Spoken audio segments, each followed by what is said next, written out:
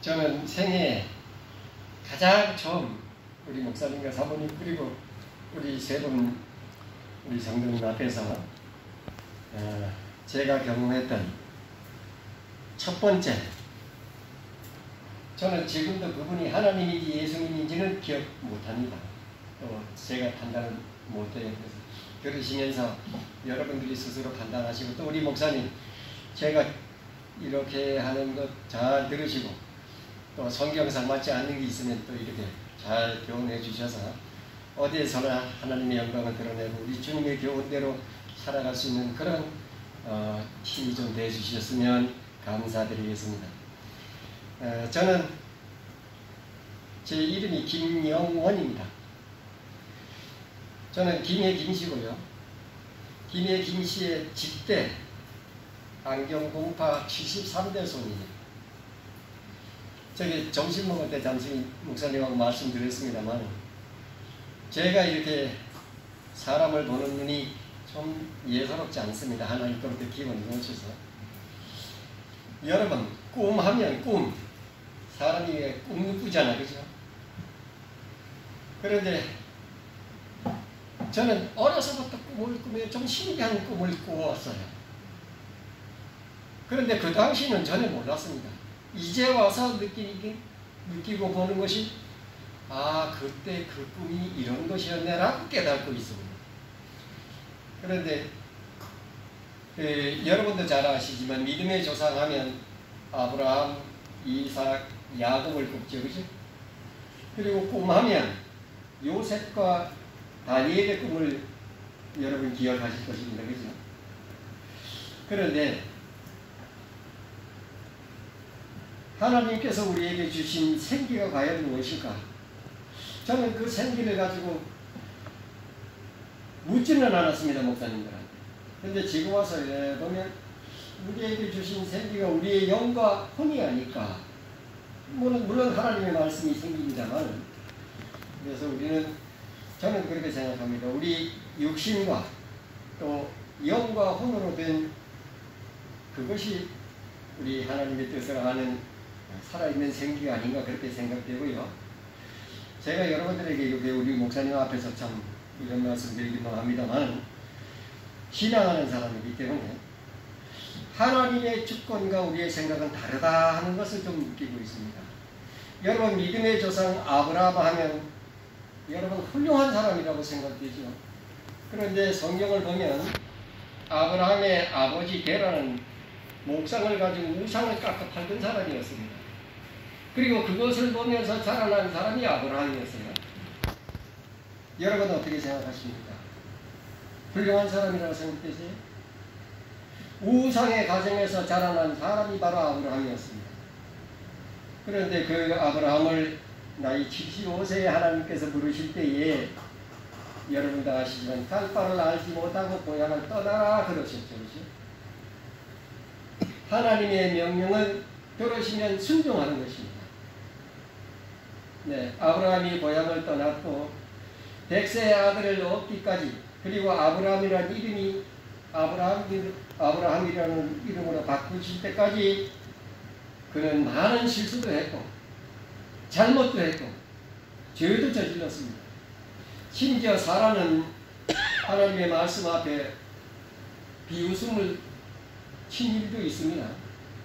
그리고 아브라함은, 믿음의 조상인 아브라함은 그 기한을 참지 못해서 이스마엘을 낳는 그런 성급함도 저질렀어요. 만약 하나님께서 말씀대로 순종하고 복종하지 아니했다면 믿음의 조상 아브라함은 없었을 것입니다. 그런데 저는 그렇게 믿습니다. 의인은 없나니 하나도 없다고 그렇게 성경에 기록되어 있는 대로 우리가 하나님의 말씀대로 이걸 다 지켜서 구원을 받는다면, 저는 우리 의목사님 여러분 천국 갈 사람 없다, 우리 사모님하고 저는 그렇게 생각드립니다. 네. 제 자신이 범죄한 사람이었고 말할 수 없는 고통과 아픔과 역경 속에서 살아왔습니다. 그리고 죄라는 죄는 다 범한 사람이었고 덩치는 이렇게 작아도 대한민국에서 내놓으라 하는 사람은 제가 알고 있습니다. 이곳 대구 지역에서 부산에 와서 살다가 대구 지역 왔을 때 대구에서 가장 주먹 긴 세 사람이 저보고 형님 그랬습니다. 예, 그렇게 하나님이 키워주시더라고요. 자, 오늘 우리의 생각과 하나님의 축복은 다르다고 하는 사실 여러분 꼭 아셔야 돼요. 아브라함을 택하실 때 그 우상의 가정에서 자라난 아들을 택하셔서 그렇게 믿음으로 순종하고 여러분이 아시던 백세에 얻은 아들을 모리아 산에서 제사 드릴 만큼 아브라함은 순종했죠. 네. 제가 오늘 여러분에게 드리고 싶은 말씀은 제가 신앙을 하면서 가장 첫 번째 하나님인지 예수님인지 저는 아직도 기억을 못합니다. 그런데 우상의 가정에 19살 먹은 아들을 구원하시는 하나님의 능력 안에서 제가 그 일을 감당했습니다. 강원도 평창군 미탄면 해동리가 제 고향이고요. 우리 감리교에서는 그 당시, 지금은 모르겠습니다. 그 당시에는 아무리 믿음이 좋아도 처녀 총각에게는 집사직분을 안 줬습니다.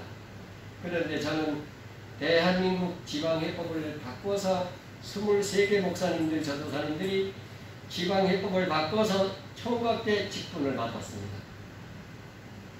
그 감리사님이 우리 목사들은 예수님 얼굴에 똥칠을 할지 몰라도 미탄교회에 있는 우리 청년회장 김영원 청년회장은 죽었다 해도 하나님의 얼굴에 똥칠할 사람이 아니다. 그러니까 지방해법을 바꿔서 집사 직분을 주자. 그래가지고 23분 중에 22분이 찬성하고 한 분은 나를 모르는 사람이라 난 기권하겠습니다. 그리고 제가 직분을 받았습니다.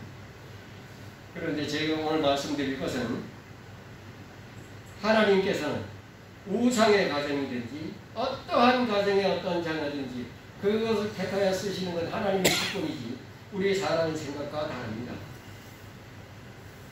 저는 여러분 꿈을 꿀 때 아주 나쁜 꿈을 꾸고도 엄청나게 고통을 받은 적도 많고요. 신기한 꿈을 꾸고 그대로 꿈대로 순종하고 복종하면서 구원한 그런 일, 첫 번째 일을 말씀드리겠습니다. 저희 바로 뒷집에 다른 데서 온 사람이 한 집이 있는데 저보다 나이가 한 5, 6년 선배예요. 형님 이런 집안인데 그 사람은 어디 옛날에 가면 뭐 굿한다 그러고 그러죠. 그죠? 그런 거 있죠. 그러면 꼭 이렇게 대제비 하는 사람이었습니다. 근데 나는 지나가는 사람이니까 그게 굉장히 싫었어요. 그런 사람이 내 집 주위에 오는 게 싫었습니다. 그런데 어느 날 그 19살 먹은 아들이 뭐 서울에서 취직하고 있다가 내려왔는데 죽을병이 들어서 왔다 그래요. 그러면서 그 부모들이 포기했다. 우리 아들은 뭐 일주일만 살고 죽는다 하라. 그런 소문이 동네에 퍼졌습니다. 그래서 신앙하는 사람으로서 참 안됐다. 19살 먹은 사람이 그렇게 죽을 병이 들어서 왔다면 부모도 포기했다면 저 친구를 구원해야 되는데 어떻게 할까 기도는 했습니다. 한 서너 번. 근데 하룻밤은 자다니까 어딘지 몰라요. 제가 길을 가다니까 젊은이 그렇게 부르시더라고요. 근데 앞에 사람이 선 것도 아니고 옆에 사람이 있는 것도 아니에요. 공중에서 나는 소리였습니다. 그래 누가 이 공중에서 나보고 젊은이라고 할까? 깜짝 놀라가지고 예 말씀하시게 하고 제대로 섰습니다. 그런데 들려오는 음성이 너가 빨리 내일 아침 저 뒷집에 올라가 보라. 그 아이가 온 전신을 바늘로 찌르는 것처럼 그렇게 아프고 고통을 받고 있다고 그러시더라고요. 그래서 꿈속에서 그분이 예수님인지 하나님인지 저는 그걸 분간을 못했습니다. 그래서 제 나름대로 서서 생각하기를 그 양반 참 싱겁다. 싱거운 양반이 있어요. 아니 뒷집에 뭐 아이가 그렇게 아프든 말든 나한테 왜 이런 말씀을 하실까. 그렇게 생각하고 자 깨어나니 새벽이었습니다. 그런데 일어나자마자 이상한 생각이 들어가요. 올라가 보지 않으면 어떻게 하나님께 뭐 채찍을 맞을지 그런 그 예감이 있습니다. 그래서 어머니에게 말씀하시는 어머니에게 말씀을 드리고 저 집집에 아이가 아프다 그러니까 내가 가게에 가서 뭐 음료수를 사들고 그 집에 가서 병문안을 하고 와서 아침을 먹겠습니다. 그렇게 하라고 해요. 자, 그런데 저는 뒷집에 올라갔습니다. 그랬더니 이거 동생 올라왔느냐고 굉장히 반가워하시더라고요. 두 분, 네 분이서. 그래서 그때부터 하나님께서 제 입술을 여는데 이것이 하나님의 음성인지 예수님의 음성인지 알아보기 위해서 들어가가지고 혹시 젊은이가 그렇게 많이 아파서 내가 이렇게 동네 사람들한테 들으니 한 일주일밖에 못 산다고 그래서 병원에도 못 가고 포기했다고 그러는데 도대체 어떻게 아파서 그럽니까? 그러니까 그 엄마가 그런 말씀 하더라고요. 아무데도 아픈 데 없답니다. 온 정신이 발로 찌르는 것처럼 걔는 그렇게 아프다고 그래요. 그게 무슨 병인지도 지금 저는 모릅니다. 그러느냐. 그렇게 그 아픈 병세를 확인하고 또다시 하나님이 제 입술을 열어서 그렇다면 부모님께 묻겠습니다. 이 자녀는 살 수 있습니까? 없습니까? 병원에서 일주일밖에 못 산다고 하더라. 그래서 우리 포기했다. 이 아들은 이제 죽는 걸로. 그러냐. 그렇다면 사람은 영과 혼과 육신으로 되어 있어 이 세상에서 예수님을 믿으면 반드시 죽은 후에 천국을 갈 수 있는데 형님 아들이 누님 아들이 만약에 경우 여기서 생명을 잃는다면 천국 가는 게 좋으냐 지옥 가는 게 좋으냐 물어봤습니다. 그러니까 당연히 천국 가는 게 좋다고 그러더라고요. 그렇다면 예수님을 영접하겠느냐니까 한답니다. 한대요. 네, 그래서 그러면 우리 목사님 불러다가 예배를 드리고 예수님을 영접하자니 흔쾌히 그렇게 저기 우상성기 그런 사람이 흔쾌히 대답을 하더라고요. 그래가지고 목사님한테 바로 전화해가지고 이런 얘기가 있으니까 자 하나님이 구원하실 뜻이 계신 것 같으니까 빨리 장로님들하고 우리 권사님들하고 올라와서 예배를 좀 드려주십시오. 그렇게 했는데 그래 놓고 제가 동네 일이 바빠서 잘 못 봤습니다. 그런데 우리 목사님하고 장로님들 저희가 기도원이 있었어요. 기도원에서 놓고 일주일 산다는 나이가 42일 동안 살아면서 예수님을 영접해야 돼요. 제가 원치 바빠서 한 번밖에 가서 기도해 주지 못했습니다.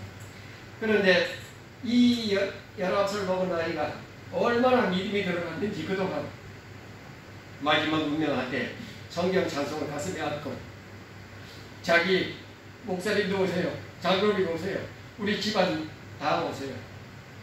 그리고 다 보는 앞에서 그렇게 간증을 하더랍니다. 저는 못 봤습니다. 나를 만나려고 하거든 예수님을 정말 믿고 그런 사람만이 나를 만나지 그러지 않고 못 만나요. 어머니도 그리고 그 동생들도 또 우리 목사님과 모든 성도님들도 혹시 나를 만나고 싶다면 예수님을 바로 믿으십시오. 그렇게 간증하고 그렇게 성경 그 찬식을 가슴에 안고 세상에 떠났습니다. 자, 제가 왜서 이런 말씀을 드리냐면 하나님의 역사는 그냥 대충 이렇게 가는 법이 없습니다. 우연이라는 법이 없습니다. 오늘 우리 우재호 목사님과 우리 상원 그리고 우리 세 분 우리 성도님 앞에서 가장 처음 하는 진보입니다. 그 외에도 어마어마한 간증이 많이 있지만은 이제 간증집을 내서 여러분들이 이제 뭐 사서도 있고 제가 이제 제공하고 그런 읽을 수도 있지만 그러한 꿈을 통해서도 또 기도하면서 영이 떠나는 체험 그리고 지난 6년 전서부터 우리 주님께서 하늘의 현역병으로 싸워달라고 말씀하시더라고요. 그러면서 남달리 이 시대와 또 우리 교회와 또 성도들 천천히 다 모든 것을 하나하나 보여주셨어요. 그래서 하늘의 뜻을 받들어서 신천지와 3년 동안 싸웠는데 2020년 5월달이면 36개월이었습니다. 신천지하고 싸움을 하기가. 그런데 2020년 2월 4개월을 앞두고 우한 코로나를 가지고 와서 하나님이 신천지를 드러내줬고 대한민국 국민이 86%가 신천지는 사라져야 된다. 그렇게 이렇게 공론화되더라고요. 그리고 우리 대한민국의 이 환란과 고통은 바로 신천지 때문에 왔다고 하는 사실 사과하셔야 됩니다. 네. 그냥 신천지가 이단이 아닙니다.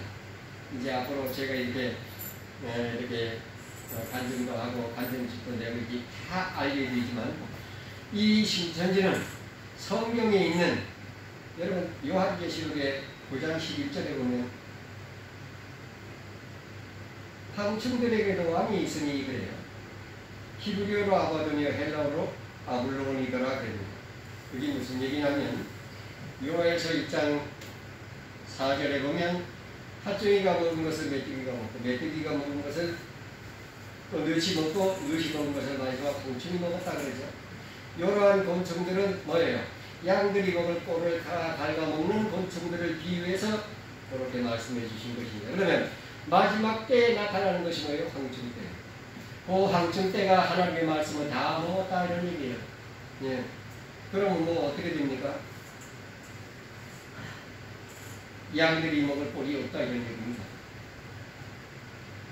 그리고 그 황충들에게 왕이 있으니 사단이요 사단의 이름이라고 그래요. 여러분 요한계시록의 사단은 일곱 머리와 열 뿔 그리고 두 뿔 짐승이 맞죠?